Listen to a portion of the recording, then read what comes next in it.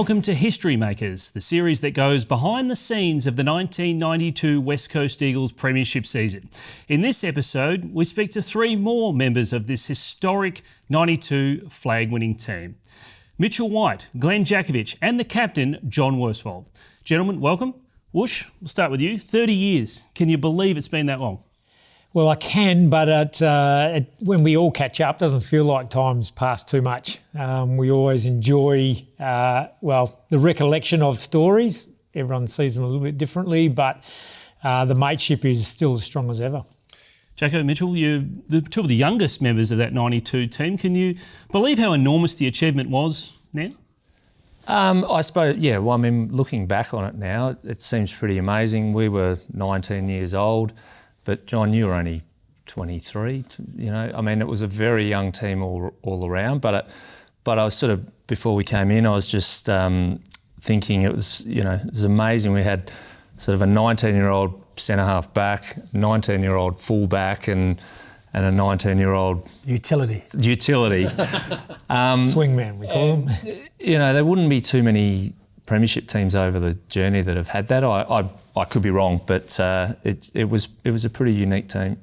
Jackie had a bit of a different look back then, but you were still, this big figure at the football club already at that young age. What was your memories of 92? Just to add what Mitch said, I mean, we were pretty much riding a youthful wave. But we were still just fresh out of high school, and 2 years prior, I mean, Mitch were at a national under-17s Teal Cup carnival in Brisbane.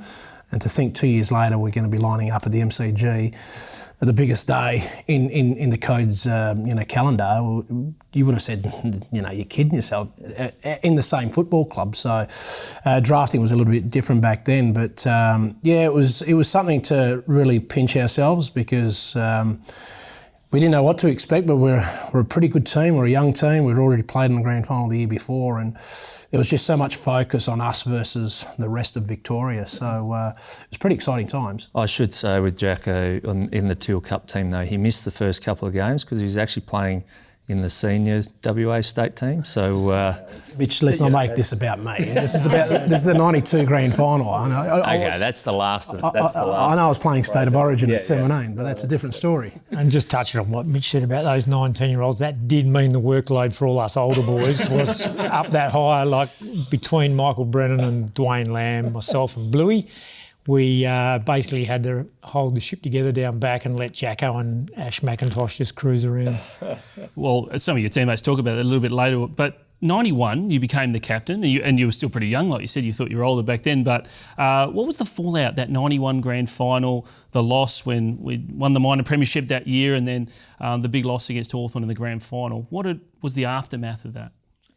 I mean, obviously disappointment of getting so close, but it had come around pretty quick, from when Mick took over, and our 1990 final series was a really tough one in terms of the travel load, the physicality of it. It took out of us. But then to bounce back into a brilliant season the next year, I think we won 13 straight. Was that right at the start of the season? Yeah, I think it was just a bit of a blur. But it was a good kick in the teeth at the end of the year to say, no matter how good we thought we were at stages of the year, it only counts on grand final day. That's where you get measured. So it was a massive learning curve for us, and I've got no doubt that stilled us to grow up a bit and become an even stronger team. What did you guys think about that 91 to 92 pre-season? I mean, you only played 2 games in 91 and then you were part of a backline that was heading towards a grand final the next year. And I sort of played 2 games. I probably didn't feel a close part of the team because of that. I suppose in 91, spent the majority of the year at Subiaco, my waffle club, and kind of watched these guys go through that season. But I don't know, it just seemed, I guess, pre-season 92 for myself was really wanting to establish myself in the team. And I think, these guys that actually played in the losing grand final were driven by that. But you also need to remember we started off pretty slowly that year as well. Didn't all just click for us straight away in 1992. It took us a little while to get going. So, and I think the fact that we started just so as well was another little kick in the teeth and motivation for us that we sort of thought this could really just drift away, and there was a bit of a turning point for us fairly early in the season. What did you make of the pre-season for you going into that 92? Obviously, 91 was you burst onto the scene, and then 92 you were a part of this backline that was starting to form to be a real formidable one. Yeah, the competition within the group was immense. We had a squad of 52, I think it was back then. So for only 20 positions, training was at its pretty much at its optimum each week. So you didn't want to train bad because you just fell down the pecking order. And given the fact that we'd lost 91 off such high expectations, we won the State of Origin that year as well, which Mick was the first non-Victorian coach to coach a WA side. So we had a lot of success in that 91 year. So there was so much to gain, if you're playing good footy. And to play finals footy was obviously the end goal. But I just felt the 92 pre-season, to add to what Mitch had mentioned, the competition was fierce, training was fierce. Come to training, don't be expected to probably go home with a black eye or missing tooth if you didn't wear a mouth guard, because the physicality was quite strong, and Mick drove those standards. So we knew that the bar was set high, and Mitch had alluded to that at the start of the year. I think we lost the first game to Sydney. Up at the SCG, who were the Wooden Spooners the year before. We drew a game there as well. So the chemistry wasn't going really well with the group, but we were able to make good decisions still and adapt as all these hurdles were hitting us. And then sooner or later it was going to click, and I think it was the Fitzroy game in Tasmania that a few home truths were mentioned. That was the turning point to our season. Are we going to make something of the year, or are we going to let it waste? And there was just too many good people in the football department that were going to just let the season waste away. We're going to do something about it, and we started to climb the ladder from there. Just on the back line, you're all a member of that team in the back line. Who was the boss? I mean, you had the captain here, but some big figures. Was there someone that really led? It wasn't us. Woosha was the boss. Yeah, we kept our mouth shut pretty much. We just did what we had to be done, and if Woosha wasn't busy having someone in the headlock, then Michael Brennan took over and barked instructions. So Louis might have liked to have thought he was the boss. Yeah. But. Okay, well, we're going to play a clip from Guy McKenna here, which we want you to comment on afterwards, which is pretty interesting. The worst one for us was, because I think it became a competition to see who could run down the ground the furthest. Jacko, myself, I think Woosha occasionally, was Monkey Brennan, the vice captain behind us. He used to hold court, and he was almost the boss of the back line, although Woosha was the captain. He used to freewheel himself a bit and physically try and impose himself on the opposition as best he could. So Monkey used to try and keep us, all in line and certainly, or at least playing somewhere near our opponent. Well, he's certainly got some strong opinions, doesn't he, Bluey, on that setup? What do you reckon? He's a half-back flanker. Yeah, it'd be hard for Bluey to know what was going on down there. He was definitely freewheeling, doing his own stuff and taking off. Basically Mick would say, who's the least dangerous forward that's any chance of hurting us? And Bluey, you've got him.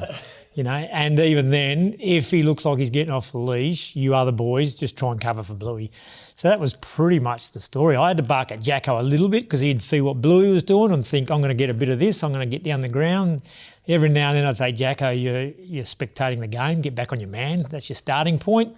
But there was a bit of banter down there, and Monkey certainly was the rock down at fullback. No nonsense back there for sure. Well, he carries on a little bit more, Bluey. I think you need to hear a bit more of this. Well, there's certainly an IQ factor when you cross the bridge back in Perth. I mean, south of the bridge, there's, I don't know how many, footballers / people are there, but, there's one or two brain cells they all fight over. North of the bridge and the river, clearly there's a lot, and we're a lot smarter. So we're able to actually play the game the way it should be played. So we don't have to run around trying to belt an opponent, see ball, punch ball, all that sort of, get the ball in your hands. That's what football's all about. So, I like to think that's the way I like to defend. The not so good defenders have to resort to spoiling and scragging and actually even playing on someone. If you're smart enough, just go and sit in the right spot and away you go. The game's so much more enjoyable when you can do those sorts of things. There's almost like a little bit of a waffle rivalry situation there. South Fremantle, Subi, Claremont. Toffee Claremont. Toffee lip Claremont boy. That's what Bluey, that is. Bluey went to Careen High School, but he calls it the Careen Academy of Performing Arts. So that tells you where he's coming from. And you know, it is a team game, but listening to that, it does sound like it was a bit all about Guy McKenna, doesn't it? The back line, just focusing on you guys as a back line, just for a second, just in context, Geelong scored more points in 1992 than any other team in the history of the AFL. That still stands, yet the Eagles won the Premiership. So the back line was obviously a massive and important role, particularly in that final series. It was pretty much the only thing that held the team together, isn't it? It was like we couldn't rely on the forwards to kick a score, so we had to stop Geelong, and that's the way we went about it, wasn't it? I mean, Peter Sumage would argue otherwise, but you know, the idea was, Mick pushed us. We had a sort of goal to be the best defensive team in the comp. Mick had told us that across the world, the majority of premierships or deciding games were by the best defensive team in those comps, and we were bought into that as a group, not just the back line. But the team bought into that. Our midfielders defended really hard. Our forwards put pressure on and made it very tough for a team like Geelong to score against it. Forwards put pressure on. Did you say that? They would say by kicking straight, but then we could argue that maybe Summer didn't do that all the time. It is true. I mean, you know, jokes aside, it was an all-team defensive unit. Like we did play very hard in the midfield on our man Dwayne Lamb and Don Pike. You know, that was kind of their job. You know, remember the old days of a tagger? Yeah. You remember those things? So it meant the ball was coming into the back line better for us as defenders rather than lace out on the. Do you remember the analogy Mick said to cut the thumb off, and then the thumb can't operate? He used it leading into the final series. I remember as a kid, or young teenager back then.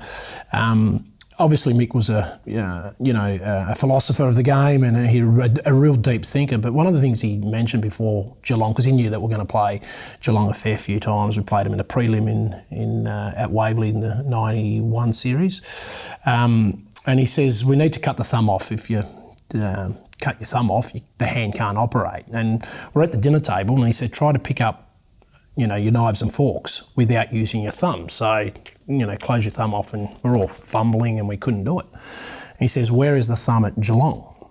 And he raffled off 7 guys, which was Brownless, Ablett, Hocking, Couch, Bairstow, and Riccardi. I think there's 6 there, maybe another one there as well. It's a fair thumb. But he says if we cut the thumb off, the supply won't come down, and they don't defend as well. So he put that into context for us to really work on. And I just remember as a young kid that, you know, that's what we did. We went out to be the hunter, and we had to cut the supply to, particularly to, you know, Brownless and Ablett. We knew what they could do if they were given so many opportunities. Stoner was, certainly, he was one of the 7 as well. So that's what was my recollection of, you know, an all-purpose defensive side. How did you rate yourself going into 92? Did you think you could be one of the best players? Very highly, very. Who, mate? Yeah. Yeah, no ceiling. You are a confident player. Is that fair to say? Yeah, I guess.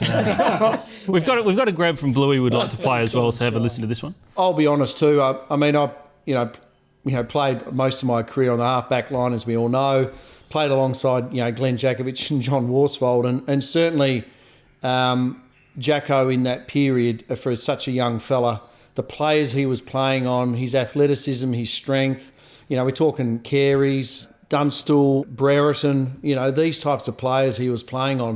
You know, Stoneham, obviously. You know, the type of centre-half forwards, Salmon, some of the players he was playing on, and his age, and for what he was able to do, and probably you'd argue, you know, the modern defender, if you know what I mean. It wasn't about defending see-ball, punch ball. It was almost about marking it and turning a defensive play into a very much a counter-attack play. And I do often reflect, even more recently than ever, just sit back and almost in awe of playing alongside him. Now, that said, of course, you know, it made it easy because we knew they weren't going to kick it to my man, and Woosha on the other side knew they weren't going to kick it to his man. They were going to kick it to the most dangerous, which was the centre-half forward. So I don't want Jacko to get a big head, of course, because half the time it was Woosha on one side helping him out and me on the other side helping him out. So it was actually Jacko and a half beating his opponent. So we don't even get a fat head about it. But I know his form as such a young kid was so impressive, which allowed us to feel at ease being able to do our job and obviously do a little bit more. I think he's complimenting. So he's actually giving me a compliment. Yeah, he is. First time in 30 years. Pretty much all compliment. Giving me a compliment. So I'm a little bit overwhelmed. Yeah. So I was waiting for the punchline. Not even backhanded. It was a backhanded. proper. 92, did you play on Carey? There was one game where it was the first time you would have been on the park together. Yeah, he got reported. Right. Yeah, for punching me. And that was the first match-up in... He got a week's suspension, yeah. And he said, don't throw stones, those who live in glass houses. And then Mush had him in the headlock. It was a Friday night footy at the MCG.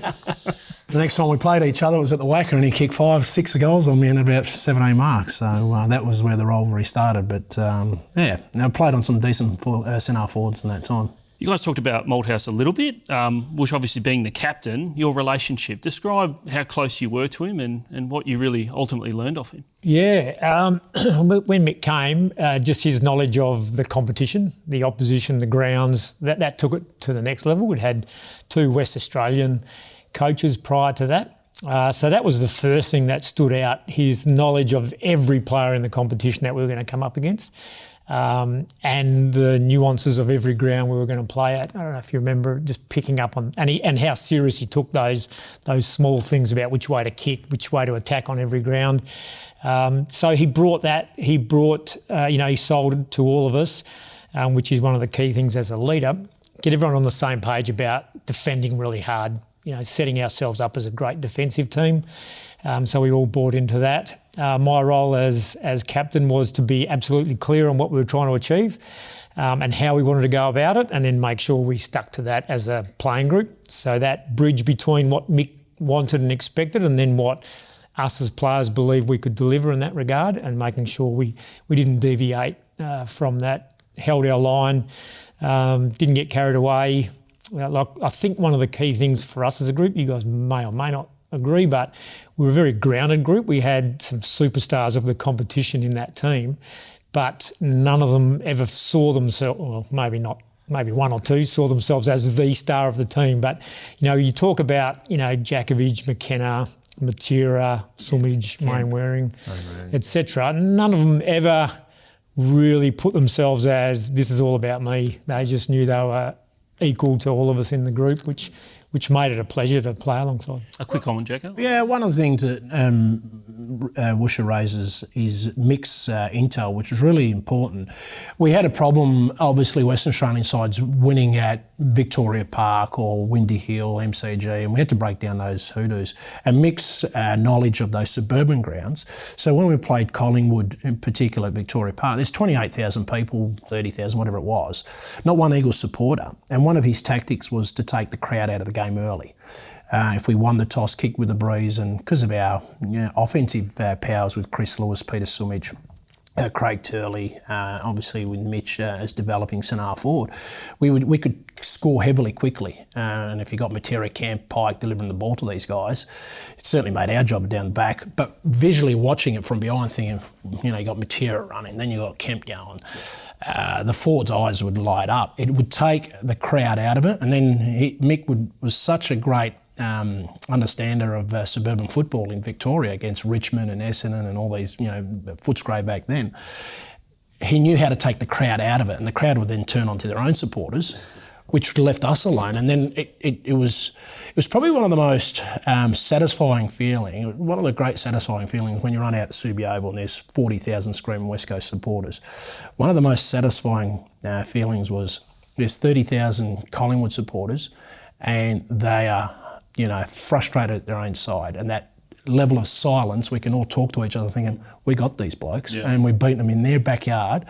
And that was Mick's thing, push the bully in his own backyard. Don't do it here at Subi or the Wacker where all your adoring fans are clapping you. He says, go into the bully's backyard and push them around. And that was the mentality he set with us. Peter Matera had a bit of a comment about that, which kind of backs up that claim pretty well. But having Malthouse as a coach, he was just his knowledge, knew how to train us, teach us about Melbourne, the weathers, the ovals, the conditions, players, just that research that he had, spies out doing the things that they did, and tell us what's going on, who's out and who you're going to be playing on and all those type of things. So he had that experience, gave it to us. and all we had to do was just gel it together. Seems to be a very common theme there. Mitch, I suppose I want to ask you about how intimidating he was, his personality, his temper, his sense of humour or not. What was it like for you? Well, he gave me an opportunity as a young guy. You know, he played me in 1991 as a 18-year-old, or just turned 18. Windy Hill was my first game, and to sort of be trusted to come into what was a side that was doing really well at that time. I think we were unbeaten when I came in as well. Played a couple of games that first year, but he was still supportive through the rest of that year. And then pretty much just decided I was going to play in 1992. So I wasn't necessarily in the best form or necessarily perhaps deserving of a spot over a few others, but he gave me that opportunity because he could see something. But once you're in the team, also, I'm 19 years old, but I wasn't treated like anyone else. I was expected to do the same thing, and he could be intimidating at times. But he was actually his outward demeanour with the media and everyone else outside of the club was probably not necessarily representative of how he treated us, and he was good for a laugh, when it was business time. Joke with him? Could anyone sort of mess around with him? Yeah, I mean,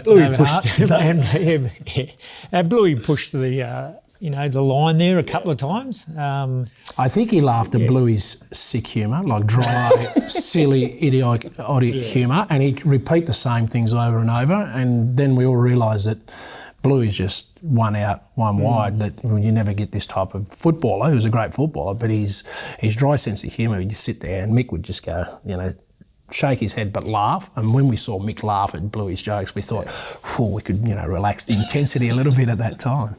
Well, Don Pike actually has a thought about Mick Malthouse and his humour as well. Have a listen. Mick was Mick, and in terms of he was as I say, he's a passionate footy guy, he's a competitive animal. He wanted to win and knew he had the talent at his disposal to win. And you certainly didn't take the piss out of Mick in the day. There's only one bloke I saw who could do it, and that was David Hart.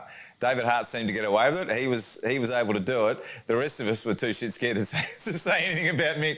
And now it's a bit more relaxed, but but Mick's the coach, and Mick has been the coach, and he's he comes back into the group, and I'd actually love it if Mick would come back into the group and just sit down and have a couple of beers with the lads and just sort of just be and let it all go, because it's something that was sensational for all of us to achieve. And we sort of I think we're all forever grateful for him for the direction he gave us. And now we should be able to sit back and enjoy it. But he rarely had a drink, did he? Occasionally, maybe once or twice. But no, I can't recall seeing him have a drink. Maybe a glass of wine late in his coaching tenure with us. He said he had a wine after the 92 grand final. He had one glass of wine. Yeah. Well, he might have had that in his room before he came down and joined the party. I don't know. But, look, unfortunately, Mick went back to coach Collingwood, so there was sort of an immediate bit of space put between us and Mick for that period of time, and then he stayed in Melbourne. So we haven't had a lot of face-to-face contact with him over the years, but we still love it when we do. Well, you will in a few months, so that will be exciting. Yeah, it'll be awesome. I mean, I was lucky enough, I caught up with him a few times. I think you've caught up with him in Melbourne a couple of times when you've been over there, Jack, but, catch up with him for a cup of tea down near the MCG, which was always good, always really good just to talk about the good old days. Mitchell, it's actually in his book he said one of his biggest regrets was leaving you out of the 94 grand final. Yeah, it's one of my biggest regrets too. He had a lot of injuries that year, but is that something that you often think of, the fact that you missed out on 94 but 92 is a special one for you? Look, I don't really think of it a lot. I mean, it was obviously a big deal at the time. I remember at the time I sort of took the view. I was 21 years old. I'd played in one the year before, 2 years before. We'd won one in 94. There'll be other opportunities. So I probably perhaps thought about it more as my career went on. Geez, you don't get that many chances. That was just a very strong period of time, and I just always thought I'd probably play in another one. So it was hard to deal with at the time. It comes up just about every year, that gets sort of regurgitated, and it's nice. It's nice to hear it. It doesn't change anything, but it doesn't keep me awake at night. And hey, I played in one. Yeah. And it was the first one for this club. And it shows the level of regard he had for you as a player as well, clearly. I just want to go back to the season. So everyone talks about this turning point, this Fitzroy loss down in Tasmania. I want to get your recollections of that game and then the aftermath of that match, because from there, it was an incredible turning point. What about you, Wash? What do you think? That game was, as Mitch touched on, maybe round 6 or 7, I think, and we hadn't been going that well. So it was like, we have to get going now or we're going to miss the opportunity. And as we started, you can't underestimate that. We were such a good team, and that kick in the guts, losing the 91 grand final, I've got no doubt there was a focus on, if we make the grand final again, we're going to be ready for it. But we forgot you got to do the hard work to qualify. The hard work starts in round 1. You don't just cruise through and try and say we're now better ready, better prepared for a final series and a grand final. So we were sort of cruising on thinking it would just happen. And we finished that Fitzroy game and basically just held each other to account for a lot of small things that were happening. That weren't big things, but just things that we're saying might have annoyed some of the guys a little bit. And we said, we don't want any more. This is the way we're going to go about it from here on in for the remainder of this year. And, we had to sit on the plane, I think, with the Fitzroy players from Tassie to Melbourne. That's right. So that really rubbed it in. They were just so chirpy. And then we had to fly from Melbourne back to Perth. So it was a long trip, plenty of soul searching on that one, but a commitment from everyone within that room to say, we can't wait to get back on the training track and crack on for the season. Was there any meetings that were held or anything that you can remember that might have triggered a bit of a... Yeah, there was a post-game that we nearly missed the plane from Tasmania, so Mick brought everyone in and just read the right act, and I think Paul Carlin copped the brunt of it. There was a white... My memory of it was that happened and then he left, and then we spoke about exactly it. I was getting into that, yeah. And there was some home truths spoken, and it worked. I mean, it was a real low point of our season. It was a bit brutal too. Yeah, something you probably wouldn't practice today. But the important thing was everyone took it. Yeah, like no one held a grudge about it, And it's easy for me to say, it wasn't directed at me, But there's a couple of guys copped it and took it in. The senior players stood up. Michael Brennan led it, and he had a crack at Carl and a few other players at the time, just where our focus was, because Michael had missed, I think, one of the East Fremantle Premierships with a hamstring injury, played in the losing one the year before, and he's coming towards, I guess, the back end of his career, and he can probably see from a mature head and eyes that time's running out for Monkey, and he's got a lot of young talent underneath him that are probably just not on the right track at the minute. And there was just some teething problems with our play. And Monkey just read the right act. I mean, Woosha was the captain, but Monkey was the don of the group because he's one of the inaugural Eagles. And there was a few other senior players that were standing behind Monkey. And it was like, okay, we're the senior group of this team, and this is how it's going to be, and this is what we've got to do. And like Mitchell said, everyone took it on board. No one had the shits and he's picking on me and that type of scenario. We put our arms around a few of the players that got the bake, and that was a real good thing about the level of the group, that you could cop a bake and then you'd come up afterwards and say, right, here's the solution. This is what we've got to do.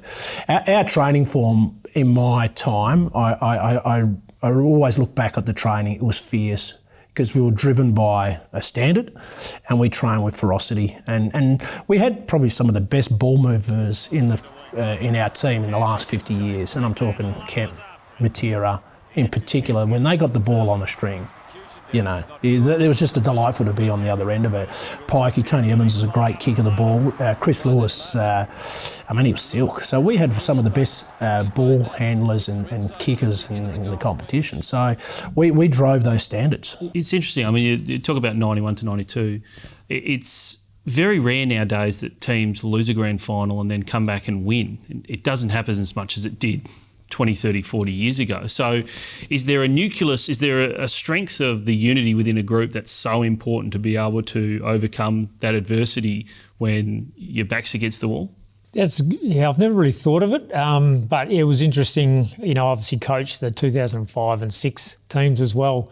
The number one thing is you've got to be good enough to make the grand final. You've got to be an exceptional team to string a season together, play well at the pointy end and make it through to a grand final. So we were that. But as I said, in 91, we were a very, very young grand final team playing against one of the most mature, tough grand final teams in history in Hawthorn, who some of those guys had 4 flags at that point under their belt, going on to win their 5th. And they just taught us a lesson about you guys are skillful and flashy and youthful. You got to be tough. You got to be tough on grand final day as well as talented. So yeah, I don't know. That the lessons we learned again were massive for us from coming through that. But in terms of then backing up, we had the squad that was good enough. We just had to have the mindset then to do the work, to finish in as high up the ladder as we possibly could to give ourselves another crack at it. And we were going to be well positioned to take anyone on. So 15-3 from that point on against Fitzroy was the record. Do you remember that run at all, particular games, or how you guys started to gain confidence over that period of time, Mitchell? I'll be absolutely honest, not really.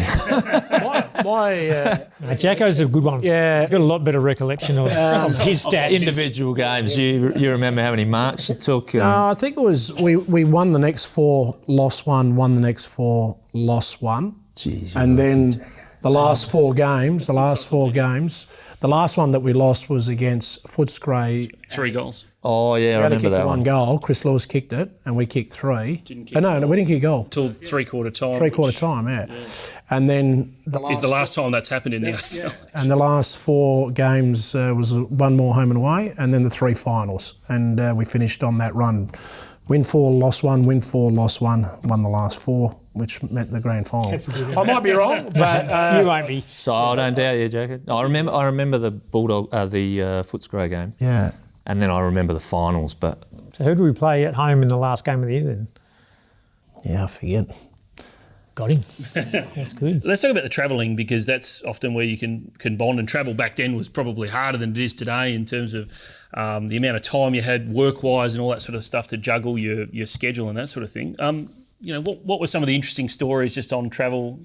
I mean, that you can tell us here today that maybe bonded you together. We used to train on a Friday, which they called a captain's run, but it was still a fair session, that captain's run that Mick used to do.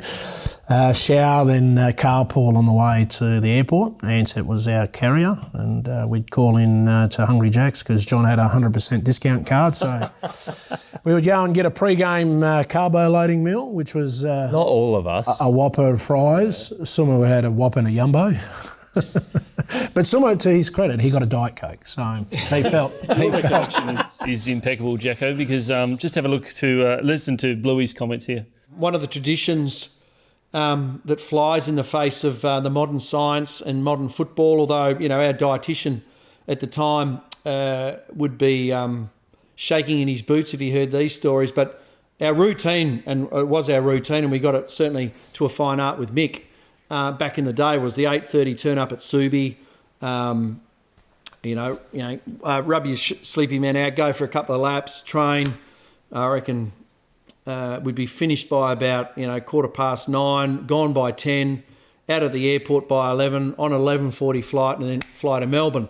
That was generally the routine for most. However, there was a South Fremantle vehicle that used to come up, and obviously stamp its visa papers to get across the bridge, of course, to move into the northern suburbs. Made up of one Jakovich. Generally was the driver, I'm pretty sure, because he was the youngest, so he was told to drive. Not sure he's on the biggest contract, that's my only concern, but maybe he was. But Peter Sumich was in the car and John Worsfold was in the car as well. And then if David Hart was playing, other Fremantle folk would jump on board. Their little detour used to be on Canning Highway, and Great Northern Highway, I should say. is, or maybe it's Great Eastern Highway, I should say, was a little Hungry Jack's stopover, because Uma Duma Komonsuma didn't really like the hotel food, the steak and all the proper food, the carbohydrates and all that sort of stuff. So he used to go and murder a couple of Big Macs after training, no breakfast, train for 40-odd minutes. Then the South Fremantle crew used to just make a little detour along Great Eastern Highway into the Hungry Jack stop and dine out on some chips and burgers and all that sort of stuff. So that was the food of champions, we used to say back in '92, or certainly for the Fremantle crew. So there's a story that, again, you remember pretty well, Jacko. What about just in terms of bonding in general? And obviously players get in trouble for going out these days, but back then you had a bit more scope to be able to bond together and that sort of thing. Any interesting memories at all? There were times we would get home from Melbourne, often fly home straight after a Saturday afternoon game, land, and the guys would go, I don't know how. From the car park to the nightclub. Our jeans were packed in the bottom of our bag. Jeans in the footy right bag. at the bottom of the footy bag. So you had your footy shorts, your socks, and all your necessary footy kit. And then the bottom somehow you just got your shirt and jeans and your dancing kit underneath. Shoes, so you're going out shoes. So plane would land at about 10:15, and we'd be at Rumours at about 10:45. So that's how it was. That was some of us, but some of us used to go in our club tracksuits as well, just stand at the bar at Rumours, just in case nobody knew who he was. Yeah, the beautiful, brightly coloured blue and gold tracksuits in the middle of Rumours nightclub. Oh, yes, it was diabolical. But you did what you had to do to get by in those days. Yeah, I mean, in that Hungry Jack's thing, I sort of do remember, like, the first time the boys wanted to go in there, I was saying, we can't do that, so I refused to partake. And we went through. Jumped out. You were working in a pharmacy, so you were aware of nutrition. I was professional. Yeah, and after 2 or 3 times of this, and the boys are like, someone's kicking bags of 10, and Jacko's killing it. And I'm thinking, I'm missing out here. I'm just punching, like Bluey said, I'm just defending as hard as I can, and these boys are killing it. So I thought, I'm going to have a crack at this, and I joined in. And as captain, I also had to be careful not to stamp stuff out that was going to affect their performance. So I did let them get away with it for a while. Peter Matera also weighed in on the partying habits of '92. Because we used to go to restaurants, out for dinners, go to each other's places to, have a few beers during the week. And we had a few beers as well, we used to have bourbon nights and things like that, prior to playing at Subiaco or playing at the Wacker, so it was just that camaraderie off the field that we got closer and closer because we became best mates. Do you remember the review nights? These nights where you dressed up and you performed? You might not remember one of them. Knock yourself out, one of them. Anyway, let's move on. What was the highlight of those? Well, that may have been one of them. Was that down at the Fremantle passenger terminal, I reckon? I believe so, yeah. These reviews were huge, weren't they? Yeah. They got potentially out of hand. I mean, I think we did one at the entertainment centre with 3,000 or 4,000. Yeah. We done one at where was the swimming Challenge Stadium. Whatever it's called. Superdrome or whatever it was called. Superdrome. Yeah, and it was a heavily ticketed event, and we got about 5,000 people. But our performance was horrible. Then I think we went to the entertainment centre afterwards and actually put some effort into it, and it was. Yeah, it was a bit of a bonding thing as well, because we actually did get allocated groups that had to come up with a skit to do, and we did actually meet at people's houses and practice. And did the groups mix up a bit? Were they not? It wasn't sort of these old blokes all together and the young kids together. It was good. So the guys did, whether it was one night a week for a number of weeks, actually put some effort in. And that's where David Hart became folklore with taking off Mick Moldhouse. So he actually dressed up as Mick, and we thought this was quite dangerous. This is in the early years thinking, now, Juve, if you're going to do this, you have to do this at the start of the night, not when Juve's had about 8 or 9 bourbons. So Juve, to his true form, he did it the way he wanted to do it, and he took off Mick Moldhouse. This was 92, 93, and we thought this could go very, very south, and he may never play for the club ever again. But he took off Mick, and he had the little moustache, and he dyed his hair because Mick's hair started to go grey a bit. So he dyed his hair with grey, and then he looked exactly like Mick. And then Mick's nickname was Bushy, but no one called him Bushy. That was from his Richmond days. So everyone called him Mick or Michael or all that. Wouldn't be acceptable to call him Bushy. He couldn't. Yeah. So Juve started mimicking, Bushy here, on stage in front of 5,000 people. And we're thinking this is going to go really south. But once we saw Mick laughing, and that's what it was all there about. As a players' review, it was the making of David Hart. His nickname is now Bushy. So did the skits and the reviews and all those sorts of things, did they help endear yourself to the public when at a time the team was really taking off and the state was really getting behind you, and it kind of appeared like it was sort of galvanising everyone?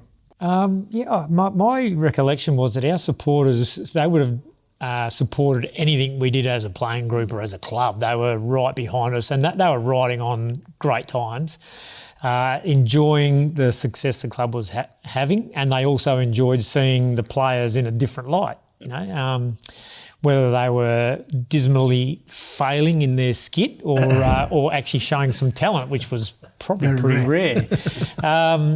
But it all seemed to be always in good spirit. Mind you, it did get to that point, because I do remember at the end of my career, I went over to Carlton Football Club, and the Carlton players had heard a bit about what West Coast had done. So this is 2000 by then. And times are changing. Times were changing. I think they said we're going to have a fundraiser for our end-of-season trip. Well, it's going to be every player has to go out and sell 20 tickets. And as they handed Anthony Koutafidis his 20 tickets to go and sell to people, they just announced he'd signed a $500,000 a year contract, which is probably equivalent of $1.5 million today. And it was like a bit rich that Kuta was now going to go and ask people to fund his end-of-season playing trip on that. That's true. Things changed pretty quickly from there. Yeah. Okay, so boys, back to the footy, the elimination final, 1992. Obviously, it's a rematch of Hawthorn from the year before, which was a loss at home, somewhat, an upset by probably the public's point of view. What was your recollections going into 92? It was an elimination final. The pressure, the intensity was hot. It was a repeat of the qualifying final the year before that were red-hot favourites to win. First final out of Victoria in the history of the VFL, AFL. And then we lost the grand final. As 92 season came to an end, the whole media, one team town, the whole media was like portraying, West Coast, they don't want to play Hawthorn because the Hawthorn are the September specialists. So they thought if West Coast can get through the finals without meeting Hawthorn, they're a chance to win it. Mick saw that clipping, and he really changed the psychic of the players that he wants to play Hawthorn. He came out publicly and said it and said they are the they are the benchmark of the competition. They have been for the last 10 years. And if we're going to, do anything, we'd embrace the opportunity to play Hawthorn in September. So while Mick took the heat away from the player group and absorbed that, he basically made it clear to us, if you're going to win it, you've got to go through Chicago, and Hawthorn is Chicago. Yeah. And that was the big thing about it. And we embraced it because they still had Dermott playing well, they still had Pritchard playing well, and the Deer boys were going well. Dunn still kicked over 100 goals that year. So they were still a very formidable opposition, and we were under no illusions that we had to get by them if we're any chance to win it. Yeah, that was my recollection. How intimidating was it in that forward line that you mentioned? Dunster was massive in that game as well, going into that for a young player like yourself. Yeah, it was my first final, and I remember, they had Subiaco. It was the old Subiaco Oval, no stands or no stands on the southern and eastern ends. They had the temporary scaffolding that they'd put up. I think there was about 40,000 in there. It was the most epic noise. I reckon it was louder than the grand final in some ways. It was an unbelievable day, and I do admit, it was a bit overwhelming for me as a 19-year-old in my first final. But I just remember what an awesome day it was. That crowd got us over the line in the end. I don't think we won by much, but 13 points. Yeah, but it was just it was just an amazing experience, and I think getting through that, and we got a bit of luck because it was a funny final system, and we got a bit of luck with one of the teams. Yeah, it was a final 6, and it was a slightly different. And so we went from elimination final, and we actually advanced to a better outcome than we might Double have chance, expected, I second think. semi, yeah. Yeah. So St Kilda beat Collingwood, so it elevated us to go straight to a second We didn't semi. finish home and away. We finished fourth, which guaranteed us a home final, but it was a home final, which was an elimination final. yeah. So- But it was just an amazing day, you know.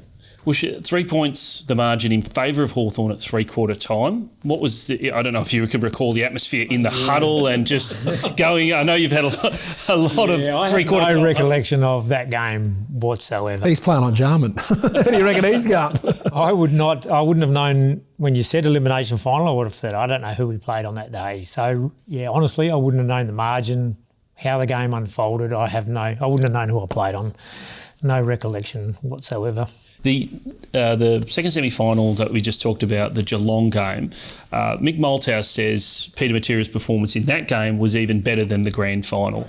And was that the moment? I mean, that was a comprehensive victory in that game. Was that the moment that really thought, okay, we're on here? For me, the best game I've ever played in was that elimination final against Hawthorn. What was at stake, who we were playing, and we won the grand final knowing that we knocked the best team of the modern era of that time in Hawthorn. The lead changed 13 times on that day, and it was Peter Matera and a bit of Carl Langdon magic towards the end. I think he kicked the right foot banana that sealed the game.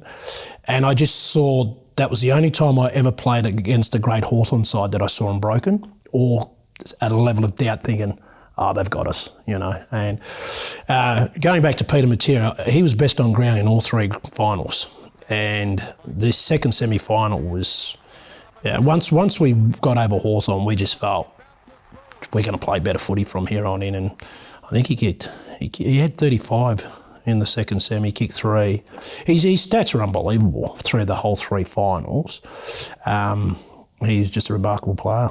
Well, let's talk about the grand final and the lead up to the grand final. And in fact, the night before the grand final was actually your birthday. And apparently you were up all night with Summer and watching TV or something like that. Yeah. No, the story was that, I woke up in the morning, good night's sleep, refreshed, excited about the game. And I was telling Summer, I had this dream last night. I kept hearing, actually I might have woken up during the night, but I was dreaming that I was getting a kick, playing really good footy, kept hearing my name as commentated, and I woke up and it was like 1 a.m. or 2 a.m. and someone was watching replays of previous games throughout the year. And I'm like, Summer, you got to get some sleep, mate. I can't sleep. And anyway, he woke up. That's the grand final marathon they play the night before. You watch all the grand finals. Yeah, it goes to 7 a.m. Someone's watching grand finals. Goes right through to the North Melbourne breakfast. Well, we roomed together, I think, didn't we? Yeah, I'm pretty sure we roomed together. And I remember him pacing around, he's geez, we got to win. And I'm just sort of sitting back going, it's fine, we'll win. Because no one was looking at me to win the game. It was like, I'm part of the team and I got to hold up my end. But nobody thought I'm winning the game for the team. Whereas, pressure was on him perhaps a touch more.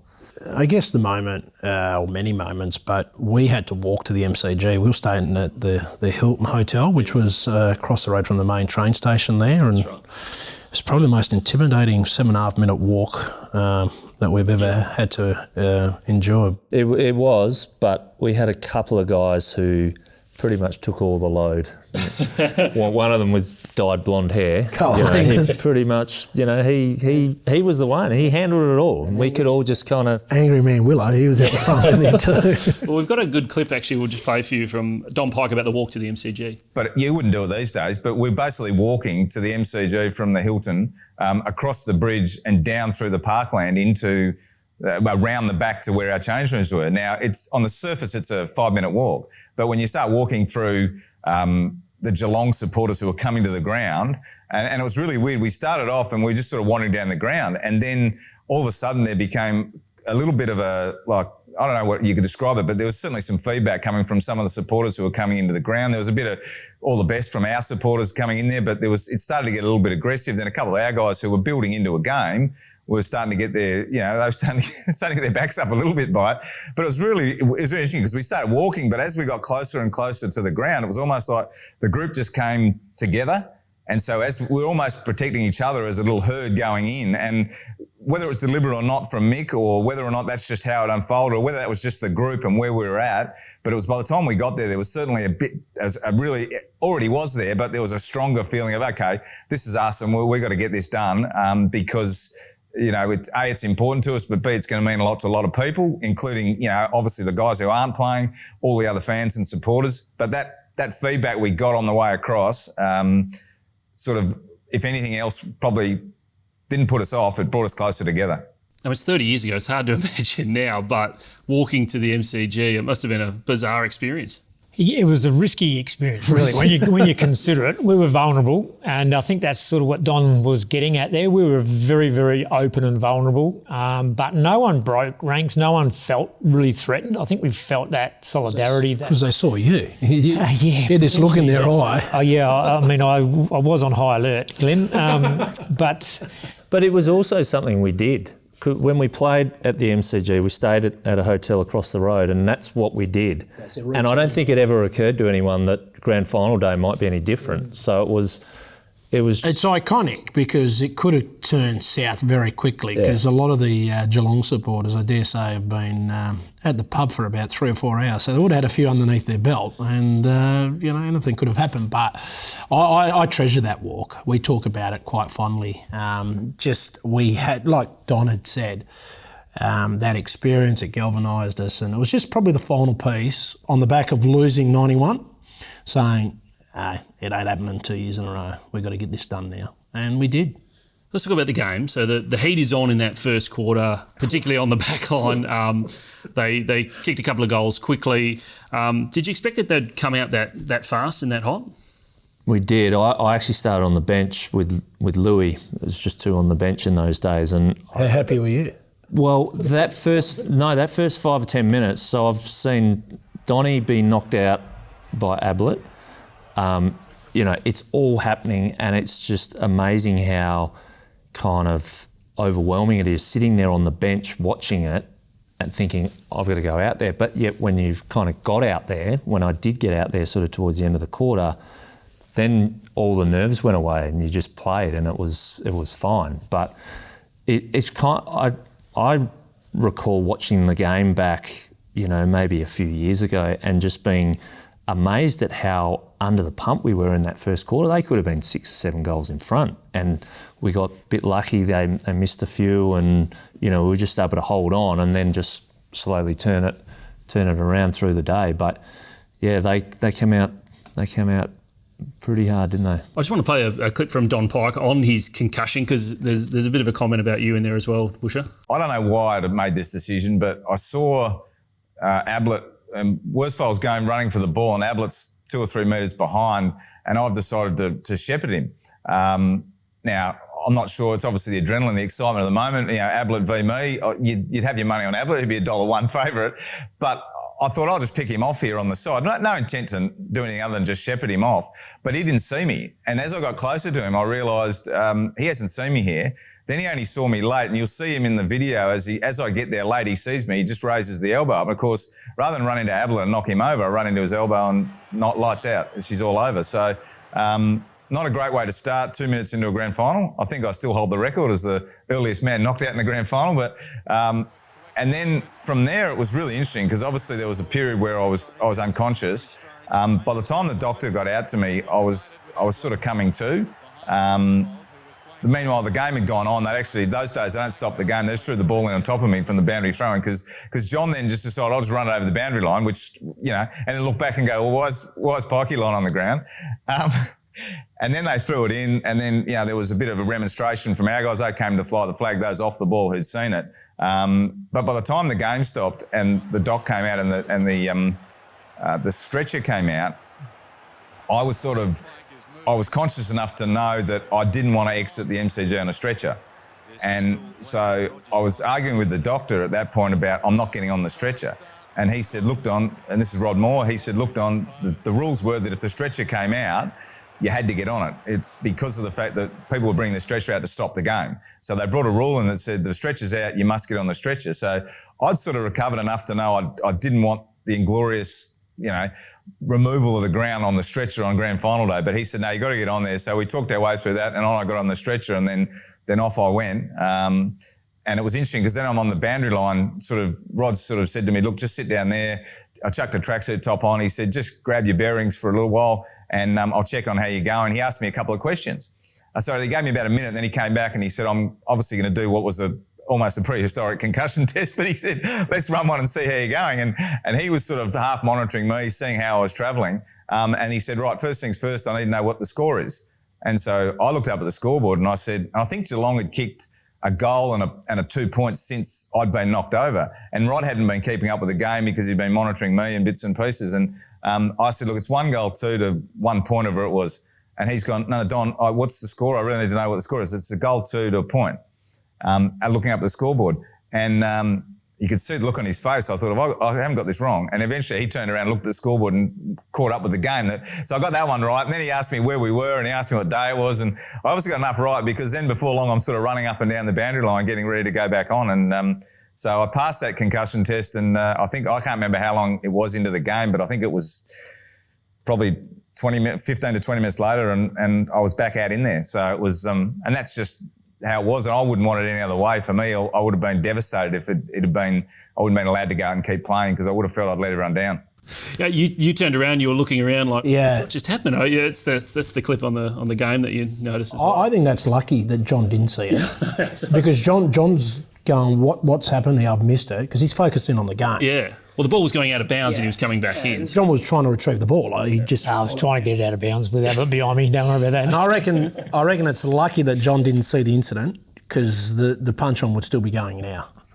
Yeah, I must admit, I heard the commotion, looked around, Pikey's out cold, so he knows something's happened. But as hard as I was in terms of sticking up for my teammates, I didn't know if it was legal, illegal, what had happened. And then Carl came down. So Carl had actually seen it from centre forward. Carl ran down to have a crack at Ablett. And I sort of remember, I think it was obviously the boundary thrown was going to happen. And I just remember saying, Carl, we need you back up as a target. So get back up there and I'll take care of this. So Carl sort of blew off his bit of steam and trotted back to do his actual job for us. And yeah, look, who knows? Who knows what the reaction would have been if I'd have seen what happened? You know, it was, I don't think he got suspended for it, mind you. There was no post-game tribunal after the grand final then, but, you know, it was a brutal hit on Pikey. It was remarkable that he came back on and played a role for us. But, you know, such was our focus. We've got a job to do here. We're not going to get caught up in trying to get retribution. Let's just play footy and win this game. We had to maintain discipline. That was the biggest thing. And I say that not lightheartedly, that lucky John didn't see it. And being the captain, he probably would have maintained the focus. But we're struggling. We're not kicking goals here, and the ball's all in their forward line, and we're under enormous pressure. So we had to hold our structure and just slowly get back into the game, and that's what we focused on.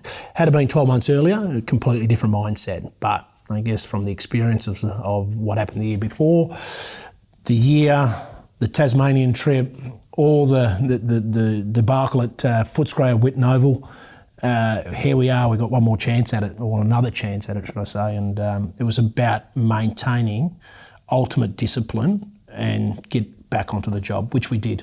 They had some great individual talent though, didn't they? And you guys had some great one-on-one battles as a backline versus their forward line. You know, Brownless and McIntosh and Ablett, you had a one-on-one battle with him in the second quarter as well. What was it like just realising that you had to play your role to be able to win this game? Well, as talented as we believed we were, they were super talented as well. You know, this wasn't going to be a game that we were going out as red-hot favourites, I don't think anyway. I mean, they were... as equally as favourites, yeah. Good team, you know. They'd played in the 89 grand final, obviously coming through, and they went on to play in another 2 or 3. They were a super talented team. So they were going to test us, no doubt. And like that heat early was going to be them throwing everything at us. And it is about grabbing your opportunities. You know, we had our players, Peter Matera in particular, kicking goals that, you know, I think he kicked 3 goals. You'd normally say those running shots he would have, and you might kick 1 out of every 5 of those. Yep. He kicked 3 out of 3, I think. Yep. So grab the opportunities. And but again, we needed every one of our 20 players playing their role to the best of their ability to be able to win that game, and I believe they did that. The halftime stories are quite interesting among the different players that we've interviewed, and the match committee and Mick as well. Mitchell, what do you remember about that sort of 20-minute period where it seemed like there was a lot going on, but there was a lot of confidence going into the second half? Yeah, I don't remember anything about the halftime break per se, but I do remember running off the ground, and we had a strong feeling that we were in a good position. I mean, we'd really absorbed all that pressure in the first quarter, perhaps got a little bit lucky with them missing a couple of goals, but then in that second quarter definitely started to turn the tide, and we went into half-time down by a goal or two, but it was not in any way feeling that was a bad thing. We felt like we had the ascendancy by then. I just remember that level of confidence going in at half-time, and I presume that was the message. But a lot of the group that were in there at half-time were in the same situation the year before. There's about 10, 12, 14 guys, and the year before everyone's head was pretty much down. There was no real urgency or confidence that can we get out of this situation. 12 months later, you could just see the look in the guys' eyes. We had to actually calm the group down. Robbie Wiley, Tim Jebb, even Serge Miller, everyone's up and about, but we just had to control the energy. And the vibe was that, we're right in this now. They've thrown the kitchen sink at us. They've knocked Pikey out. Pikey's back up playing. The courage that he showed, and then went straight into a midfield role on Hocking and started to win his own ball, whilst his role was to stop Gary Hocking, who was one of the best players. I think he was runner-up in the Brownlow that year. Pikey had the ability to win his own footy, and he became a real driving force with us for our midfield group with Kemp, and obviously Rue was having a pretty good day thus so far. So that halftime vibe and energy was just electrifying. And then obviously the third quarter is incredible, the goals by Matera and getting in front and Willow's amazing snap. Early in the fourth quarter though, they did come back just a little bit again, Geelong, which kind of opened another door. But as a backline, did you feel that nothing was going to... I had 4 intercept marks, that stopped it. So. I was playing on Ablett, and I must admit, I was just thinking, how can they get back into this game? And there was only one answer that kept coming to me, and that is if Ablett just gets hold of it. So I was quite stressful till about 30 seconds ago. Only one bloke can really kick 2 or 3 quick goals and get this team going. So I was on high alert, probably a little bit longer than most, in that I was trying to do the sums in my head around when are we safe from Ablett, basically. But no, I think I sort of had the feeling that we were full on concentrating until maybe 5 minutes ago. What about when Summer got that goal, the snap, that was kind of felt like the sealer? You ran all the way down to the other end of the ground to kind of join in the celebration. That was run and carry into the forward 50. That's what that's called. Yeah. He knew that's where the camera was going to be. Exactly. And don't worry, when they bounced the ball back in the centre, he wasn't back yet. He was puffing his way back. Took him 3 minutes to get back. A lot of teammates have accused you of hogging the cup post-game. Yeah, that's true. There is no denying that, is there, Glen? I look back with a little bit of embarrassment on that. But I was a highly energetic teenage kid that was living a dream playing on the MCG. So it's, Actually, a question I've always wanted to ask, Woosh, is when you actually raised the cup, you actually looked over your teammates and pointed to the cup. Was that because they weren't watching at the time, or you just wanted to show, look, here it is, we've done it? Yeah, no, I think it was along the lines of see what I've delivered for you boys, something like that. But no, it was, I think that, because it was a tiny little stage, the things were different back then. Yeah, it's different. Yeah, it was like one person at a time up there. So, and I reckon we were off to the side. The guys weren't even in the front. So when they handed me the cup, it was like I just wanted to acknowledge the players first and then turn back to wherever we were facing.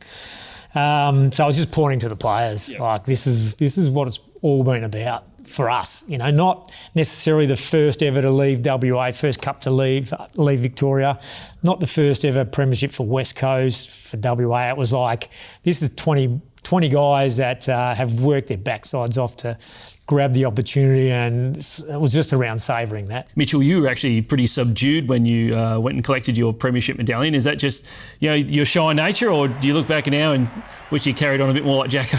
That's just me, under the radar.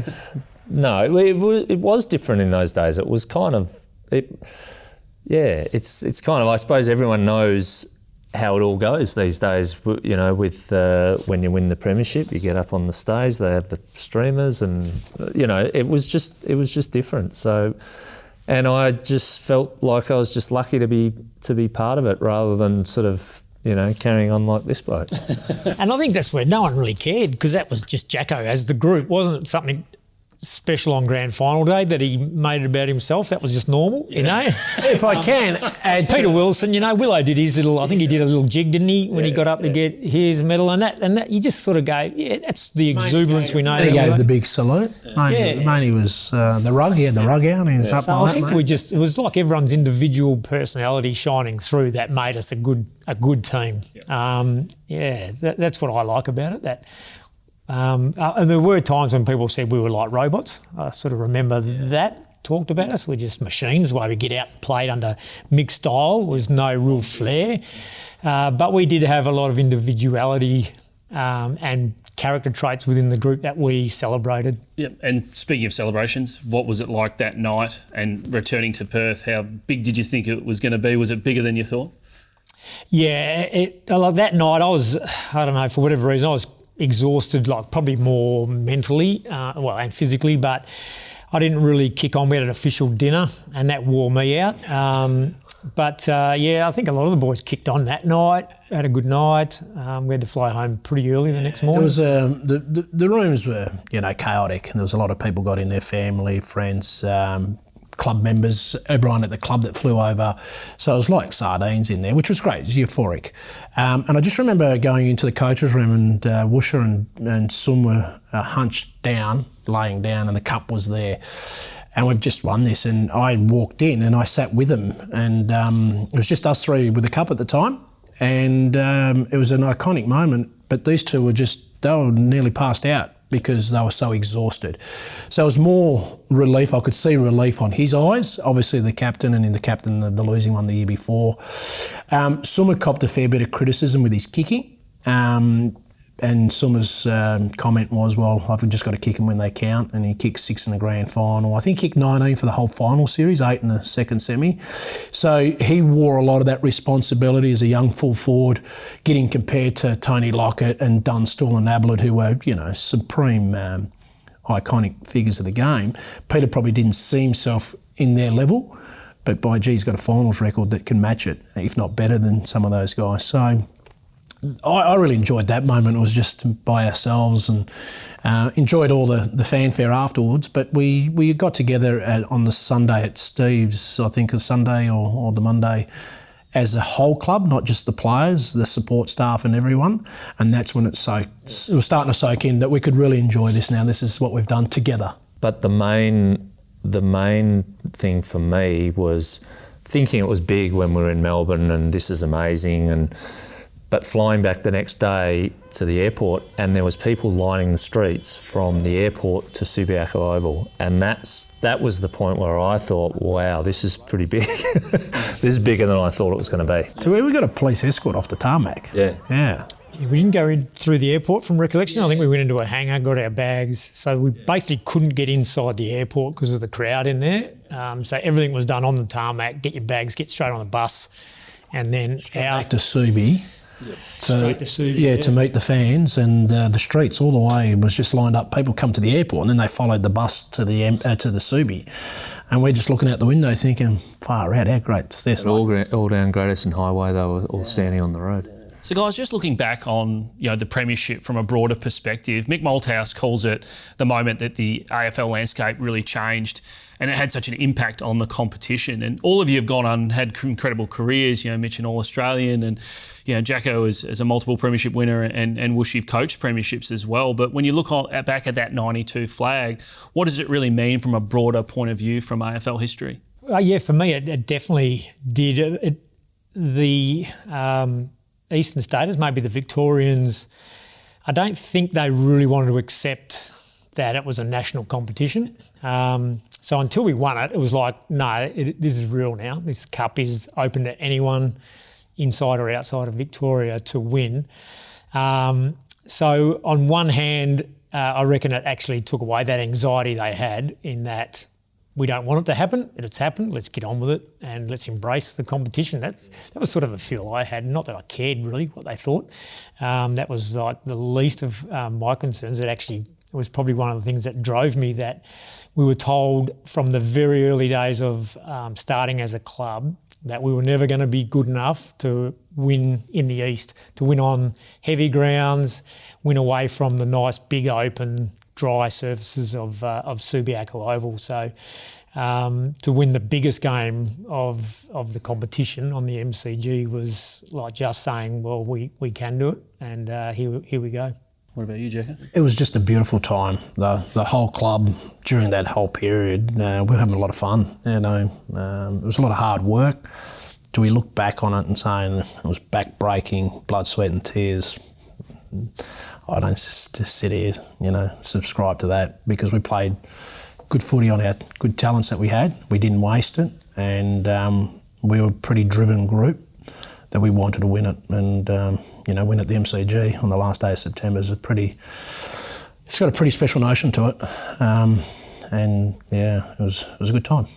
Mitchell, what about you? No, I agree with Jack. It was just a good time to play the game. I mean, it was still kind of semi-professional. The club was in its infancy, and we were really breaking new ground with everything we did, and it was just good fun. And I think the thing for me is winning the Premiership was fantastic, and for that reason, that's why we catch up every year, and why we're still doing this all these years later. It's my favourite thing out of football is all the friends I made. Well, guys, thanks very much for joining us and sharing your memories of that historic 1992 Premiership season. Join us again next time for another episode of History Makers.